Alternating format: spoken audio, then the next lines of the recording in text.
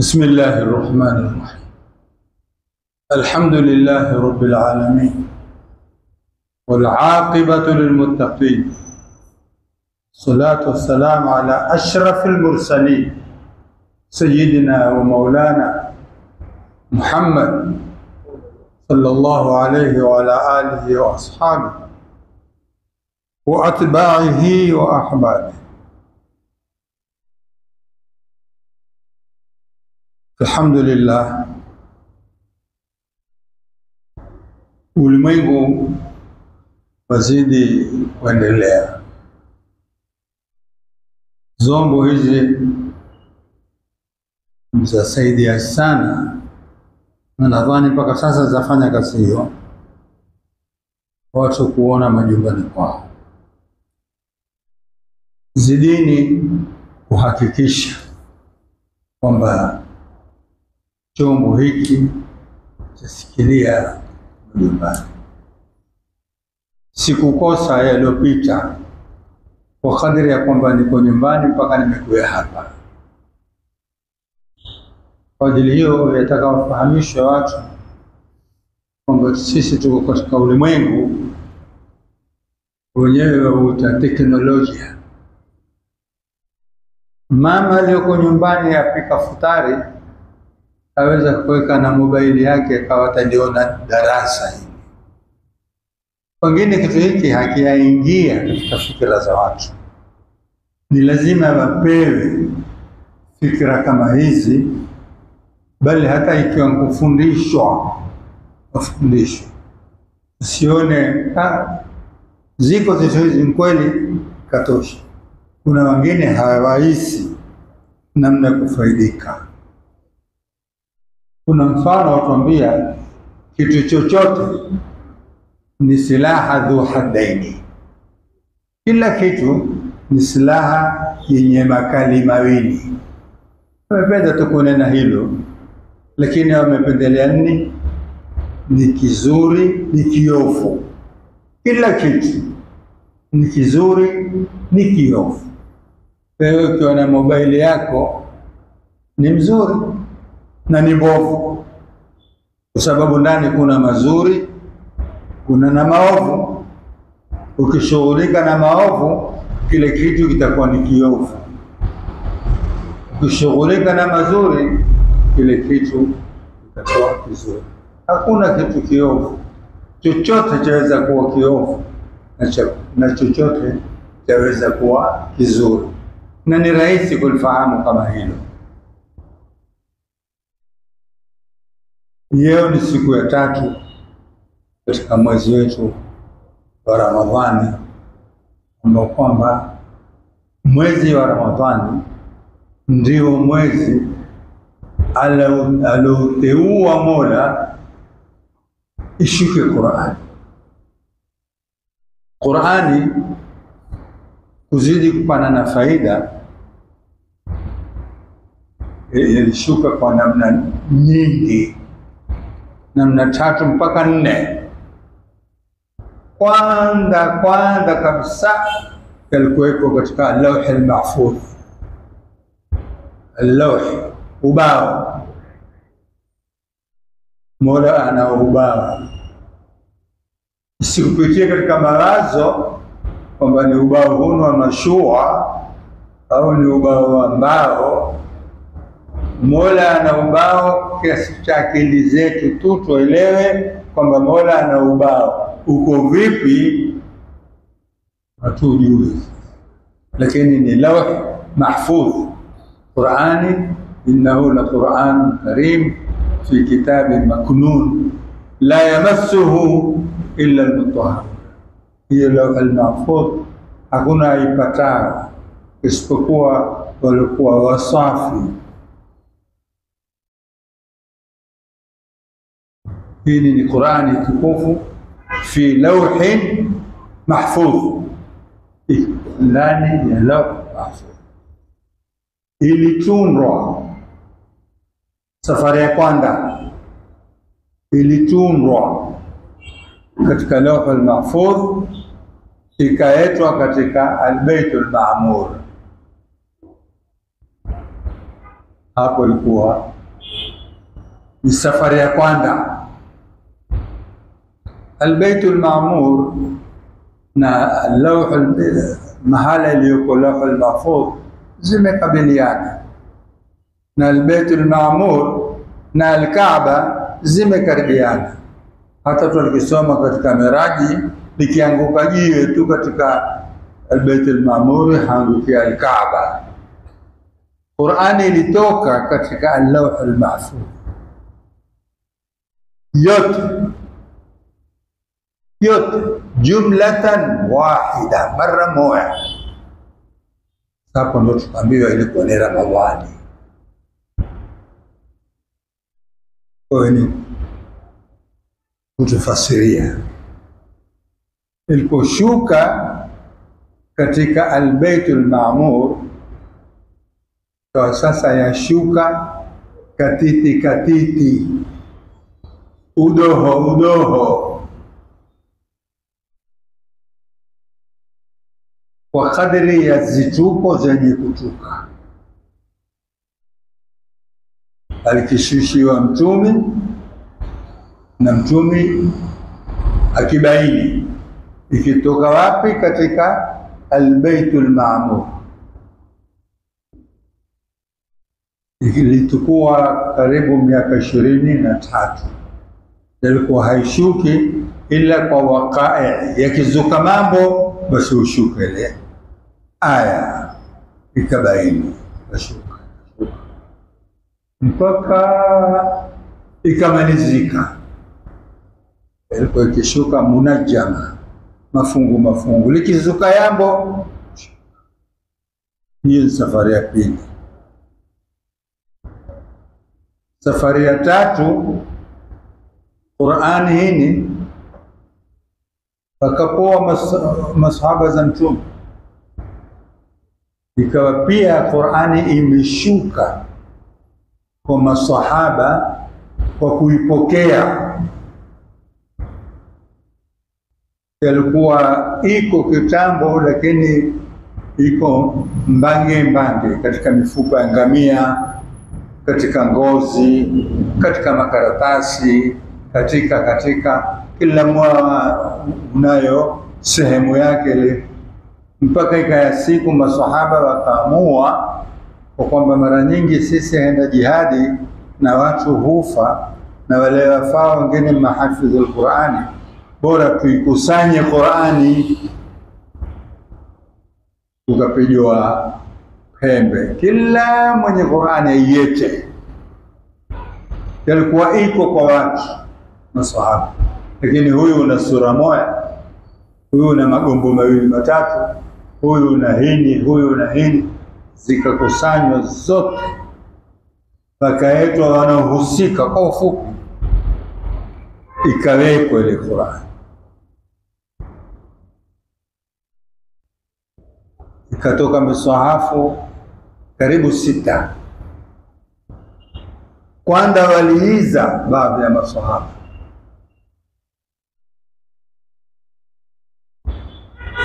kwa nini tukifanya kitu mtume hakukifanya? Na ikaya hoja kubwa hii, si hoja mtume kiwa hakufanya. Tutafanya hiye sisi, tutaikusanya Qur'ani, tutaikusanya Qur'ani mtume, ili ni jambo mtume hakulifanya. Lakini kina Sayyidina Umar, Sayyidina Abu Bakar na wengineo, kina Zaid bin Thabit, wote wakajadili kwamba lakinahu khairu, lakini hili jambo ni khairi. Ikakusanywa ile Qur'an yote, na alikuwa msimamiaji ni Sayyidina Uthman bin Affan. Ikatolewa misahafu karibu 6, mmoja ukawa ni wake mwenyewe Sayyidina Uthman, na mingine ikatatawanywa kupekwa katika miji mbalimbali, nde ya Maka, ikapekwa Omani, ikapekwa nchi za Sham, yani ikawa ile miswafu iliyobaki yatosha kuweka dhamana ya kwamba haupotei tena. Kisha zile karatasi, magombo, ngozi zilizoandikwa zote zikachomwa, kawa hakuna tatizo baada ya kukusanywa ule mswahafu, kutokana na maswahaba walikuwa wa kike na wa kiume. Baadhi ya wake za Mtume walikuwa wanazo sura za Qur'ani nyumbani kwao, zikaetwa zikapangwa kwa namna ile ile aliyoipanga Mtume sallallahu alaihi wa sallam. Hawa hawakufanya la zaidi isipokuwa ni kuzifanya sawa tu, hawakuzua kitu ndani yake. Sasa imeshuka mara ya kwanza Lawh al-Mahfuz, ilikuwa al-Bait al-Ma'mur. Bait al-Ma'mur ilikuwa kwa Mtume kawapa masahaba zake. Sasa kuna bado ikaliko Qur'an mpaka sasa, Qur'ani ambayo kwamba iko mpaka sasa ni hini tuitamka yaule mantuqi, yaitwa mantuqi, kutamka tuitamka yaule alif lam mim dhalika alkitabu, namna ile, lakini tukawa tuwafaidika na mafhumu, kufahamu. Ikawa Qur'ani imeshuka, imeingia kwa mtume wetu Muhammad, naye akawapa masahaba zake, na masahaba zake wakaitatawanya, ikapatikana mpaka leo, ikawa iko yasomwa, lakini imeshuka upya, kwa sababu ni miujiza hii Qur'an. Hakuzuki chochote ila utakikuta ndani ya Qur'ani. Ukiwa huyakikuta bado huyafahamu, huyawa ni mwenye kupoa ile Qur'ani. Katika wakubwa wetu, viongozi wetu, mawali wetu, Al-Habib Ali bin Muhammad al-Habshi, Ali al-Habshi, tumeonao siku za Maulidi tutukua bendera yake. Ile bendera aliyofanyiwa ikawa yatembewa na yatembezwa na yashikwa ulimwengu mzima, ya Ali al-Habshi, ya Ali al-Habshi bure. Atuambia tanazzuluhu ala al-ulama'i baqin ladayhi wa huwa munqati'un nuzul. Qur'ani mpaka leo yashuka kwa ulama, ingawa imekatika. Itakuwaje yashuka na huko imekatika, au yashuka ikishuka lazima ikatike, au ikatika lazima isishuke? Akatwambia kushuka kwake imebakia mpaka hiyo Qur'ani kuteremka imeshuka, ingawa haishuki. Hapo tadangana vipi? Qur'ani yashuka, haishuki? Yashuka maana yaliyomo ndani, elimu ziliyomo ndani, faida ziliyomo ndani, ubingwa uliomo ndani, mambo ambayo kwamba utaamini tu hii Qur'ani ni ya Mola, si ya Mtume. Kuna watu wakimzungumzia Mtume, hii wana ni ngano zake, qalu asatirul awwalin, asatir stories, lakini yamepatikana mambo wazi toka wakati wa Mtume kuonesha wazi kwamba hiki kitabu mpaka leo kimethubutu ni cha Mtume wetu Muhammad, na hakuyapatikana kitabu kilichothubutu kwa ijmaa, kwa bila shaka, pamoja na kuamini ila mtu awe ni mpotofu. Lakini kila mwenye insafu ataamua tu kwa hiki kitabu ni cha Mwenyezi Mungu, si cha Muhammad, si cha mtume, kwa sababu ni rahisi sana kumkinaisha mtu kwamba hii Qur'ani ni ya Mwenyezi Mungu. Sababu soma maisha ya huyo aliyoteremshiwa, kama sura mtakayoyasikia. Babu yake alimtupa Maka wakati huo ni wadi na ghairi dhi zar'i, alimtupa Nabii Ismail katika jangwa halina makulima, na mahala pakiwa hapana makulima au hakuna cha maendeleo, bali kulikuwa hakuna yoyote, mpaka kaya Muhammad alayhi salatu wasalam. Kwa sura mtakao kumsikia, basi utaamini kwamba hiki alichokuwa nacho si chake, sababu zijukuu zake ukoo wake wote walikuwa kwa mahala hakuna maendeleo kabisa, hakuna madrasa, hakuna chuo, hakuna maskuli, hakuna maendeleo, isipokuwa ni zile biashara baina ya Yaman na rihlat ash-shita'i was-sayf. Lakini kulikuwa hakuna masomo, hata wakatangaa kwamba wao ni ummiyina, wasio kusoma. Kina mama, angalia ndia moja tu au ndia mbili tu za kitarikhi za kukupa wewe uamini na utulie roho yako kwamba hii Qur'ani ni ya Mwenyezi Mungu. Angalia katika kiswa cha ami yake Mtume Abu Lahab. Huyu hakusilimu, na sikuwa hakusilimu tu, alikuwa mpotofu huko nyuma ya Mtume. Mtume kilingania, jamaa msifuateni huyo, msimwandame, in hadha illa satirul awwalin, huyu ni mtoto story tu, hana sura aliyompinga Mtume. Akawakusanya jamaa zake Mtume, akawaita na wote wakae, na huyo Abu Lahab akae, akawaambia, mwaniua mimi haitwa kuiua.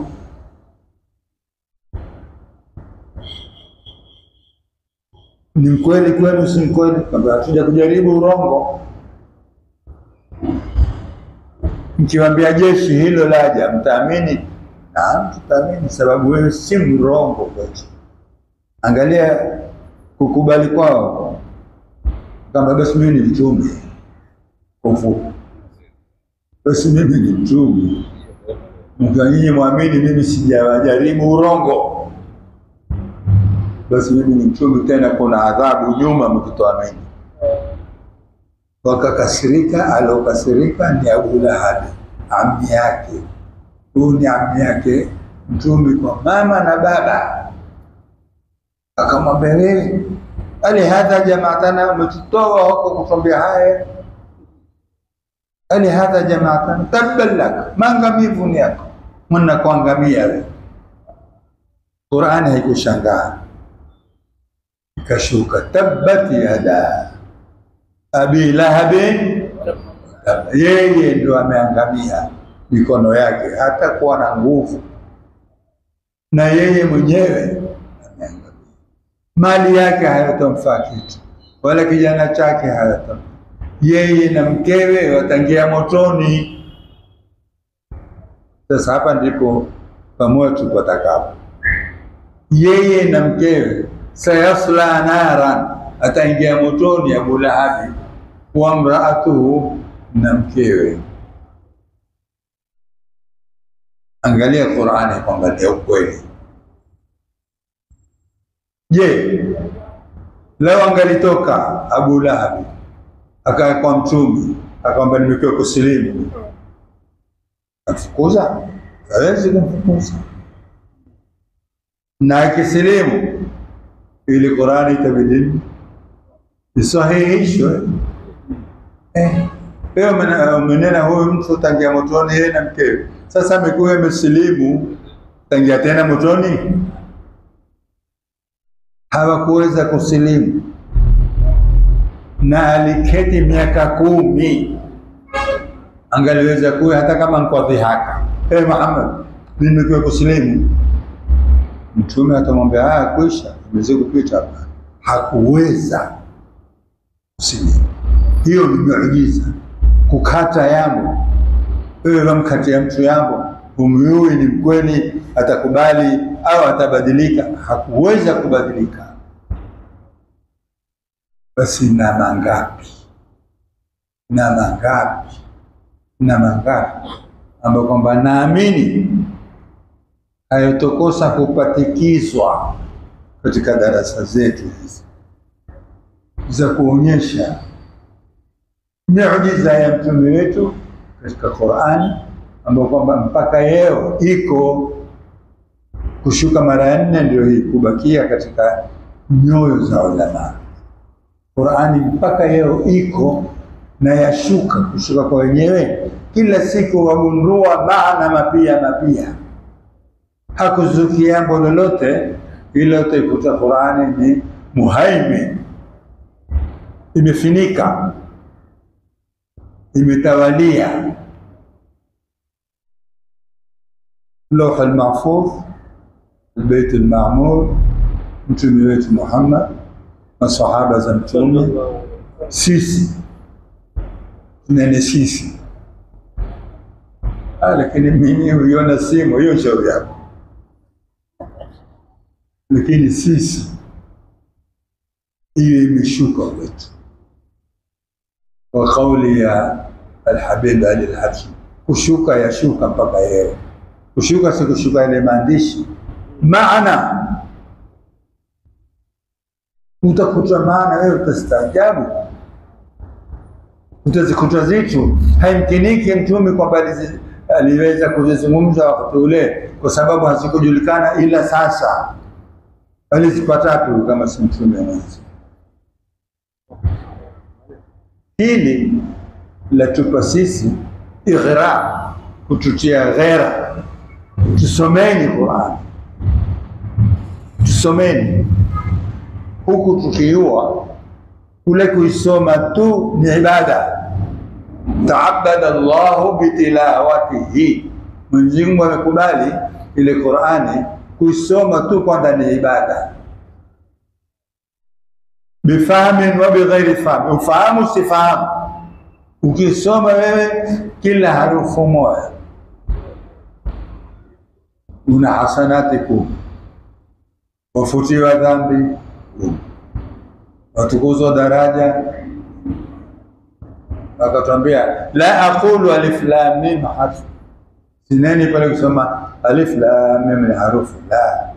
Alif lam mim ni harfu 3.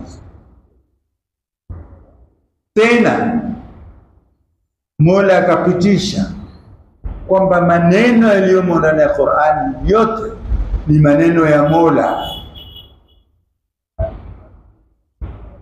mema ya wema, maovu na ya waovu. Tustawilisha. Lakini leo wewe ukasoma Qur'ani, alam ahad ilaykum ya bani adam la ta'budu shaytan, msimwabudu shaytan. Shaytan ni afunga 5.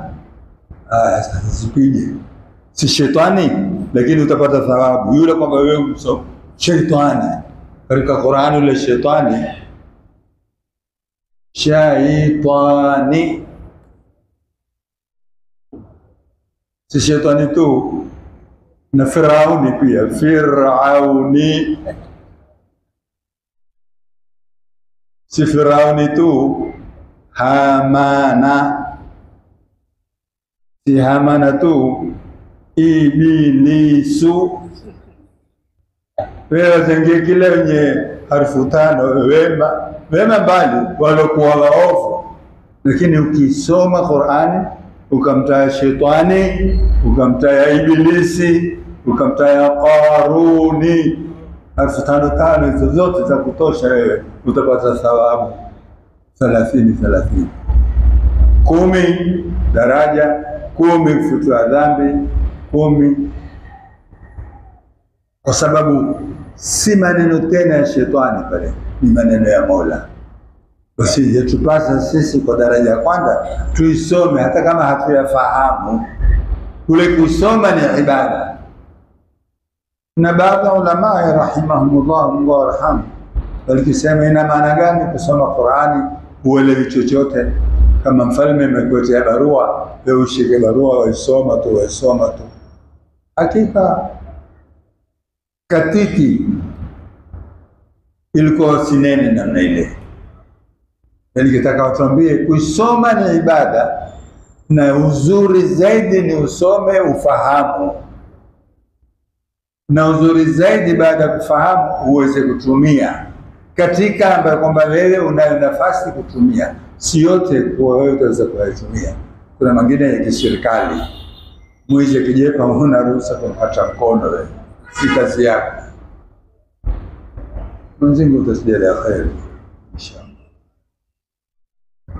Na miongoni mwa faida ya darasa ni watu kuiwana. Hapa tumeiwana na wengi na tutaiwana na wengi waliokuwa huko mbali, na ndio desturi ya Mtume. Mtume kiwakosa watu siku 3 tu, alikiuliza fulani wapi? Kiwa ni mgonjwa tumwombea dua, kiwa hawezi. Na sisi tuna ndugu yetu Ali bin Ali al-Amudi, alikuwa anaondoka kwenda India ni matibabu. Kuna hali yake imezidi ya kuhitajia dua. Natoka mbele, Muislamu yote anahitajia dua. Huko katika SU, habari tulionayo ndio SU yetu. Ilikuwa ni nyonga tu kutolewa. Hii mambo ya maradhi huwezi kuhukumu. Limefanya lile, limezuka lile.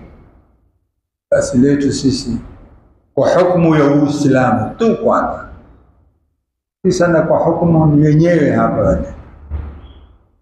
Hal jazaa'u al-ihsan illa al-ihsan. Basi tufanye na dua ya sura 3 wal 'asri na liilafina qul a'udhu bi rabbil falaq binati shifa. Mola ampe afya yeye na sisi sote ni wagonjwa. أعوذ بالله من الشيطان الرجيم. بسم الله الرحمن الرحيم. والعصر إن الإنسان لفي خسر إلا الذين آمنوا وعملوا الصالحات وتواصوا بالحق وتواصوا بالصبر. بسم الله الرحمن الرحيم. إيلاف قريش إيلاف رحلة الشتاء فليعبدوا رب العالمين الذي أطعمهم من جوع وآمنهم. بسم الله الرحمن الرحيم. قل أعوذ برب الفلق من شر ما خلق ومن شر غاسق إذا وقب ومن شر النفاثات في العقد ومن شر حاسد إذا حسد. منة الشفاء. منة الشفاء. وإلى حضرة النبي محمد المصطفى الفاتحة. بسم الله الرحمن الرحيم.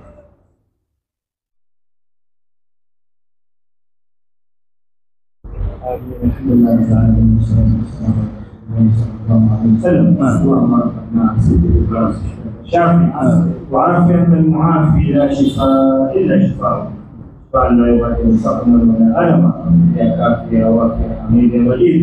ارفع عنا كل تعب شديد، ارفع عنا كل تعب شديد، ارفع عنا كل تعب شديد. على نبينا محمد شفاء عاجلا صلى الله عليه وسلم. لا إله إلا الله العظيم الحليم.